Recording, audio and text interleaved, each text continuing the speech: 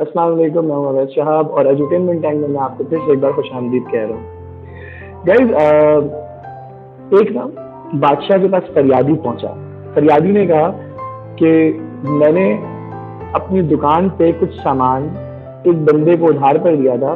जब मैं पैसे मांगने जाता हूँ मुझे कहानियां कराता है। जब जब जाऊँ पैसे मांगने के लिए मुझे बोलता कल ले लेना, पैसे लेना, अभी हाथ थोड़ा तंग है। उसके सारे काम हो रहे हैं, वो खत्म ही नहीं हो रहा। आपकी अपनी लाइफ में भी ऐसे कुछ लोग होंगे जो नॉर्मली ऐसा करते होंगे, उनका हाथ तंग होगा लेकिन उनके बाकी सारे काम होते होंगे। तो बादशाह ने कहा कि तुम क्या चाहते हो? उसने कहा मुझे बस मेरे पैसे दिलवा दें, मेरे ऊपर यही सबसे बड़ी मेहरबानी होगी। तो आप क्या करेंगे? ऐसा उसने कुछ नहीं, बस तुम कल अपनी दुकान पे रहना, बल्कि तुम कल एक काम करना, उसकी दुकान का पता बताओ जिससे तुम्हें पैसे वसूल करने हैं, और तुम कल कितने बजे वहां जाओगे मुझे ये भी बता देना। दोनों ने तय कर लिया कि कल सुबह 11 बजे मैं उसकी दुकान जाऊँ वहाँ पैसे मांगने के लिए। बादशाह ने कहा बस ठीक है। तो उसने कहा तुम आप बादशाह सलामत क्या करने वाले हैं ऐसा जिससे ये मसला हल हो जाए?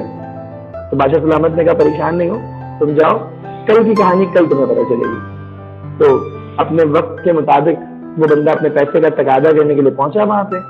जैसे ही पहुंचा और उसने फिर जाके कहा कि यार मुझे कुछ पैसे तुम तक निकलते हैं, तुमसे निकलते हैं, तुमने अब तक मुझे अदा नहीं किए, दे दो। तो उसकी फिर वही वाली कहानी कि पैसे नहीं है, अभी थोड़ा हाथ तंग है, आने दो, देता हूँ तुम्हें।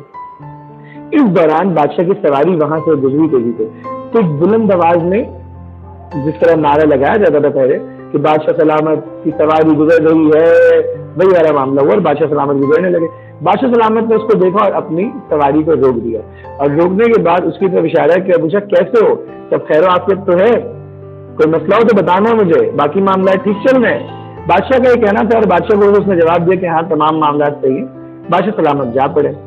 दूसरे दिन दरबार में वही बंदा वापस आया। उसने कहा बादशाह सलामत, ना आपने डांटा, ना आपने सजा दी, ना आपने कुछ किया, कोई भी बात नहीं हुई, लेकिन मैं जब घर पहुंचा हूं तो बंदा पैसे लेकर आ गया, उसने मेरे सारे पैसे अदा कर दिए जो कई सालों से नहीं दे रहा था। आपने ऐसा क्या मतलब हुआ था कि ये हुआ था कि वो पैसे मुझे दे रहे? तो उसने कहा देखो, असल मानों में पावर बेसिकली एक परसेप्शन का नाम है। कुव्वत, ताकत, इसकी इब्तिदा, इंतहा, हकीकत, असलियत क्या है किसी को नहीं पता।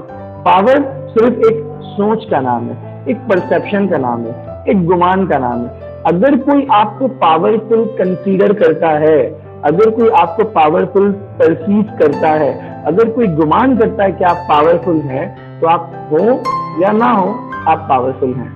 अगर आप उसको इस बात का यकीन दिला देते हैं कि आप पावरफुल हैं, चाहे आप पावरफुल हो या ना हो, लेकिन अब पावरफुल आप ही हैं, क्योंकि आपने उसको इस बात का एहसास दिला दिया कि वह पावरफुल है।